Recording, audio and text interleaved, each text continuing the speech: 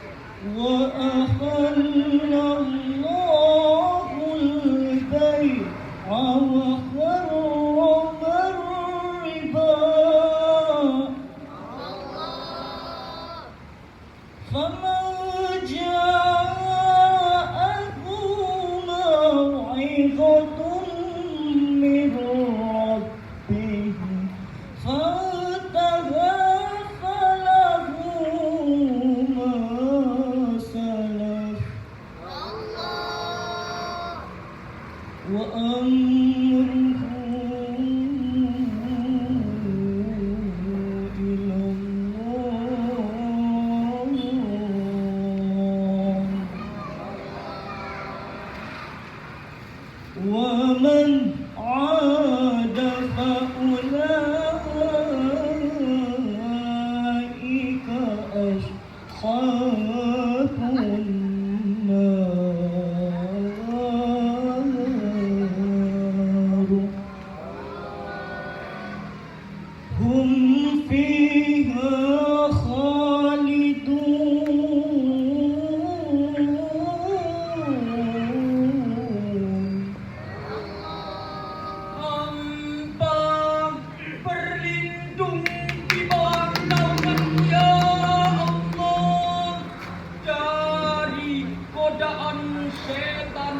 yang terkutuk dengan menyebut asma Allah yang maha pengasih lagi maha penyayang.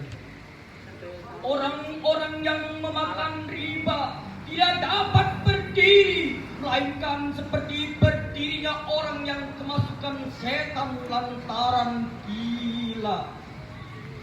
Yang demikian itu adalah orang-orang yang berkata bahwa jual beli sama dengan riba. Padahal Allah telah menghalalkan jual beli dan mengharamkan riba. Dan barang siapa mendapatkan peringatan dari Tuhannya dan dia berhenti, maka apa yang telah diperolehnya dahulu akan menjadi miliknya dan urusannya kepada Allah. Dan barang siapa yang mengulanginya, maka sesungguhnya dialah orang-orang yang masuk neraka. Mereka kekal di dalamnya. Hadirin yang berbahagia, firman Allah yang baru kita simak bersama mengisyaratkan agar kita umat Islam memiliki ekonomi yang kuat. Mari kita kaji secara mendalam. Imam Ibnu Katsir di dalam kitabnya Tafsir Ibnu Katsir jilid ketiga menyebutkan bahwa di antara turunnya ayat ini dikarenakan berawal dari pertanyaan sahabat Sa'ad bin Abi Waqqas kepada Sayyidina Muhammad sallallahu alaihi wasallam. Ya Rasulullah, aku memiliki harta yang banyak, namun pewarisku hanya satu orang anak. Bagaimanakah jika aku bersedekah 1/2-nya? Rasul menjawab, tidak boleh. Lalu bagaimanakah jika bersedekah 2/3-nya? Rasul menjawab, tidak boleh. Bagaimanakah jika 1/3-nya? Rasul menjawab, tidak boleh. Kisah ini menjelaskan kepada kita semua bahwasanya setiap orang tua harus mampu meninggalkan generasi penerusnya dalam keadaan kuat mental, kuat fisik, dan kuat perekonomiannya. Syekh Mustafa Al-Maraghi menafsirkan kalimat khofu alaihim sebagai suatu bentuk kekhawatiran jikalau anak-anak hidup terlantar.